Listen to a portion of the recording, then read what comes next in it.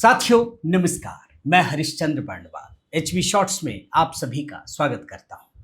दोस्तों, आज जो कहानी दिखाने जा रहा हूं वंदे मातरम से जुड़ी हुई, देख करके सिर पीट लेंगे दोस्तों। जो लोग कहते हैं कि हम सबसे बड़े आजादी के आंदोलन के ध्वजवाहक रहे हैं, वही वंदे मातरम को कोस रहे हैं, गालियां दे रहे हैं और गाने से इनकार करते रहे हैं। इस देश में किस तरीके से कांग्रेस पार्टी ने दोस्तों लोगों को भ्रमित किया, झूठ फैलाया, आज उसकी एक वानगी आपको दिखाने जा रहा हूं। दोस्तों, 15 अगस्त को आपने जरूर देखा होगा कि जब कांग्रेस के दफ्तर में, हेडक्वार्टर में वंदे मातरम का गायन चल रहा था, उस समय किस तरीके से सोनिया गांधी परेशान हो गई थी, बार बार बोल रही थी गाने को रोक दो, रोक दो, आप वीडियो भी देखते चले जाइए। वो बार बार मना कर रही हैं, आगे नहीं बजना है। बाद में कई सारे बहाने बनाए गए, लेकिन सोनिया गांधी की परेशानी साफ साफ नजर आ रही थी दोस्तों। वो शुरुआती छंद में तो खड़ी रहती हैं, लेकिन उसके बाद वो तिलमिला जाती हैं, लगातार मना करती हैं। फिर बाद में एक और वीडियो आ गया, अब उसमें एक ध्वनि भी सामने आती है, एक ऑडियो भी सामने आता है, और उसमें राहुल गांधी ये सुनते हुए दिखाई पड़ते हैं कि हम यहां पर वंदे मातरम नहीं गाते, ये अपना वाला नहीं है। ये सुनाई पड़ता है, कई सारे लोगों ने सोशल मीडिया पर भी डाल दिया। ये भी सवाल उठ रहा है कि आखिर ये ऑडियो लीक किसने किया, जरा उस हिस्से को देख लीजिए। हम यहाँ पे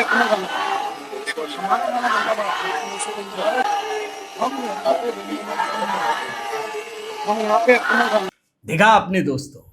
अब देखिए, गजब की कहानी आपको दिखाता हूं। ये वही परिवार है दोस्तों, ये वही राहुल गांधी हैं जो कहते हैं कि इस देश में आजादी का आंदोलन तो हम लोगों ने चलवाया, सिर्फ कांग्रेसियों ने ही किया, बाकी तो जाए भाड़ में, इस देश में कोई नहीं था। आरएसएस के लोग नहीं थे, संघ के लोग नहीं थे, सिर्फ कांग्रेस ने ही दिलाया, गांधी परिवार ने ही दिलाया। जरा इस हिस्से को सुन लीजिए। It was leaders of the Congress party who fought the British, who spent years in jail. In my study of history, in my understanding, the RSS was helping the British.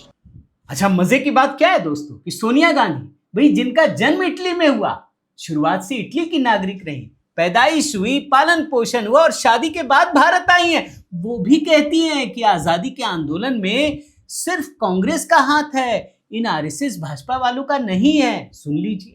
हमें यह नहीं भूलना चाहिए कि उस दौर में ऐसे संगठन और व्यक्ति भी थे जिन्होंने भारत छोड़ो आंदोलन का विरोध किया था। इन तत्वों का हमारे देश को आजादी दिलाने में कोई योगदान नहीं रहा। और सबसे बड़ी बात दोस्तों, प्रियंका गांधी वाड्रा, वो तो भाजपा और आरएसएस को कायर कहती है, वो भी सुनिए आप। बीजेपी और आरएसएस की तरह कायरों की विचारधारा नहीं है हमारी।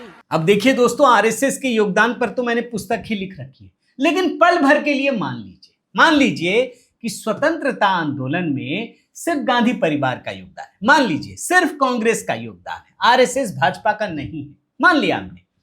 भाई जो वंदे मातरम है, जो आजादी के आंदोलन का उद्घोष है, मूल मंत्र है, जिसकी एक दहाड़ पर पूरे देश के लोग चल पड़ते थे, उससे कैसे नफरत होने लगी भाई? आज तो कांग्रेसी खुल के कह रहे हैं नहीं गाऊंगा, नहीं गाऊंगा, नहीं गाऊंगा। और मजे की बात क्या है दोस्तों कि ये कांग्रेसी ये भी कह रहे हैं कि वंदे मातरम लड़ाऊ और भड़काऊ है। सुन लीजिए इस हिस्से को। वंदे मातरम जो उन्होंने किया है, वो आगे जो जितना वंदे मातरम था, इसके दो पक्ष है। पहले जो दो छंद हैं वो देश के वंदे, हमारे जो भारत है उसके गुणगान के हैं, और बाद के अंदर लड़ाऊ और भड़काऊ है।